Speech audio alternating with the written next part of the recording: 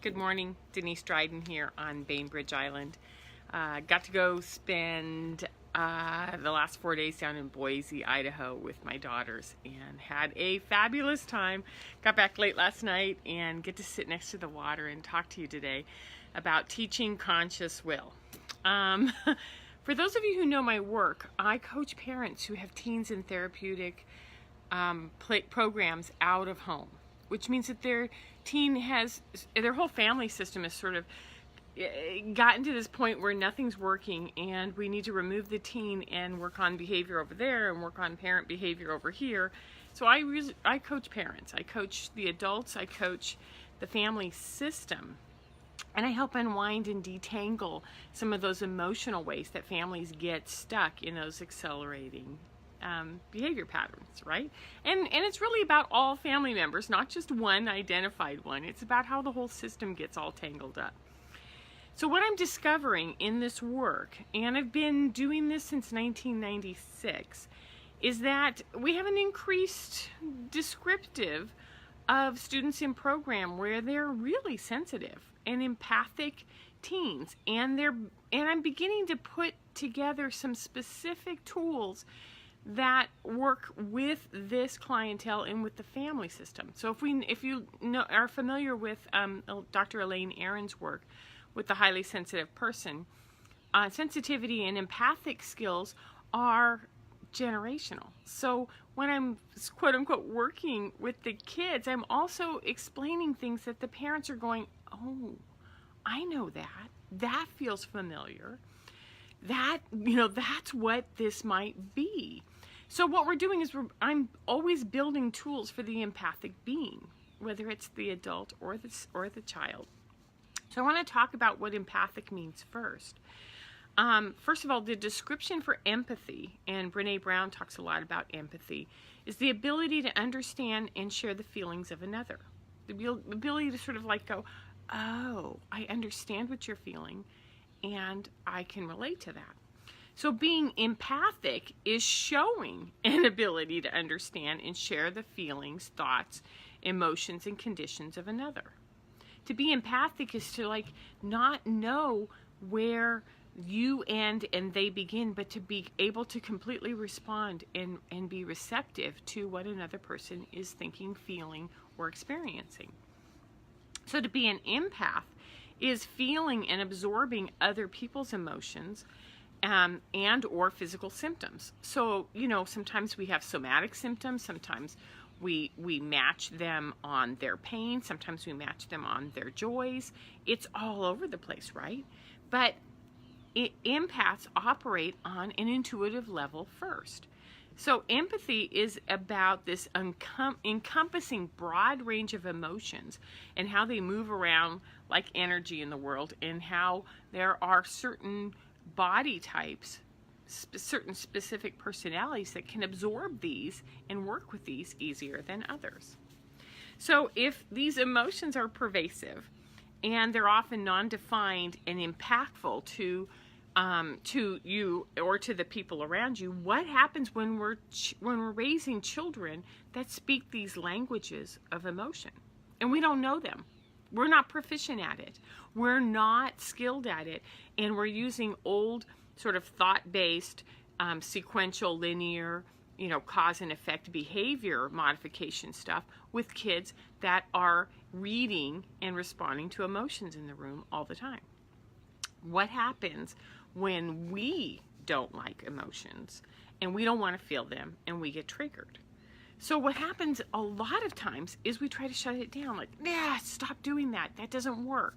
You're we don't say you're triggering me, but we're triggered. We're anxious. We're not happy. So we try to shut down or squelch these emotions when they show up. And when we squelch them, what we know is kids will then go bigger, right?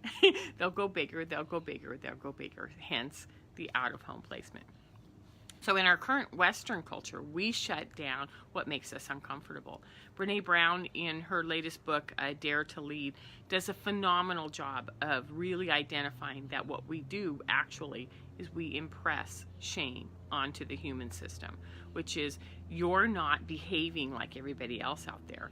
You're not acting like everybody else. You should be ashamed of yourself. We need to shut you down. So when we learn not to shut down, we go towards what is a curious, open, empathic being. And then how do I learn how to not shut myself down? You know, when shame is present, how do I work on shame? How do I sort of loosen all of this up? So there's an assessment tool that I use with my families on the first call, and we capture a lot of descriptors about the child from the time that they were infants all the way up until now. And here are some of the most amazing, consistent words that show up every single time. Observant, determined, creative, bright, curious, funny, highly intelligent, witty, diligent, strong-willed, hyper-focused, stubborn. Like you can't get them off like a dog with a bone in its mouth. No. They can be very hyper-focused. Now, the other flip side is that they can be completely unable to focus and overwhelmed. They self-medicate, they're reactive, they're angry, and they have such pervasive low self-esteem because shame has become such a huge part of their existence. We know that there's a lot going on with these beautiful quantum beings. They're highly aware and receptive, and they're bringing information in all the time. We're really specifically talking about how this is growing within the millennials and the Gen Zers. And so what we notice is that they have emotions. They notice environment. They notice the physicality of their room. Of their world, not their room. They notice everything. It could be their room. They notice everything. They can tell when you move something. They can tell when things are out of sync. They can play video games really well. They're always being perceptive and moving things around. So I want to connect all of this to the one part in our body that holds all of this skill in its finest, and that's the third chakra. That's the solar plexus. That's where our will resides. That's where we bring in, it's sort of the regulator of breath, right? And without breath, we don't have air and the oxygen. We can't thrive. We can't grow. We can't do anything. So this regulator, our third chakra, our solar plexus, is where we put ourselves out there in the world and contribute. And what happens in our culture is that we take that one ability and we shut it down with shame. So when we have willpower in our lives, it's like, oh, you're outside of the norm. You're doing things that you're not supposed to be doing. You need to stop that. Then we have to breathe. And we're not really sure why we're here. We don't know how to express. And so when we see this in kiddos, we know that what we're doing is systematically shutting down open, creative, magnificent beings. So how do we stop this? So if there's what we want to do is we want to look at where the body is riddled with shame or hurt or pain and there's no sense of self. Because what we want to do is we want to support them in growth and expansion. We want to support them in thriving in life. We want to support them in growing. I believe we do this by teaching conscious will. So whether you're a parent and you're working on yourself, or an adult working on yourself, you lead a team, or you're doing all of this self-management, teach conscious will. Teach it to yourself. Let's break it down. So to be conscious is to be aware, to be awake, to have a state of awareness. According to the dictionary, it's to have an inner awareness of our own unique thoughts, memories, feelings, sensation, and environment. To be conscious is to be awake, to be alive, to be gathering information and bringing it in. When we look at tools that support consciousness, number one is we acknowledge that when we're aware and open and receptive, oh, look at that, light bulb's on, there it goes. And when another person is aware and curious, when you see a small child working with something, you can step in and expand it. What do you see? What do you notice? Okay? So number two is to get curious and ask questions. It's not just to ask questions to teach, to direct them in a place that's comfortable for you. It's to ask questions and then listen. And if you don't know how to listen, learn how to listen. So you ask the question and then you listen to what they're going to tell you and what their imagination and their creativity looks like and feels like.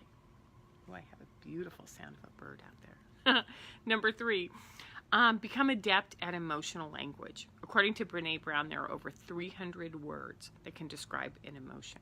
How do we begin to put language behind these emotions so that we have some common areas of speaking about what's going on? Number 4, to empower and acknowledge and support and bring forth. To birth, not to shut down, but to birth. And to defend this child in schools, to defend this child to grandparents, to defend this child's ability to be strong-willed, to be consciously willed, to be able to move forward with intention.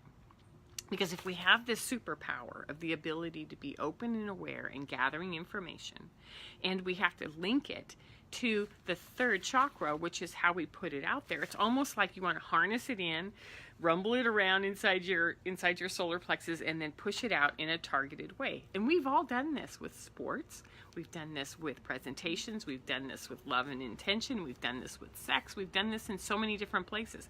Summon all of yourself together, bring it, and then put it out there in a way where it's targeted, where it's specific, where it is a conscious will. This is what I want. This is what I need to do.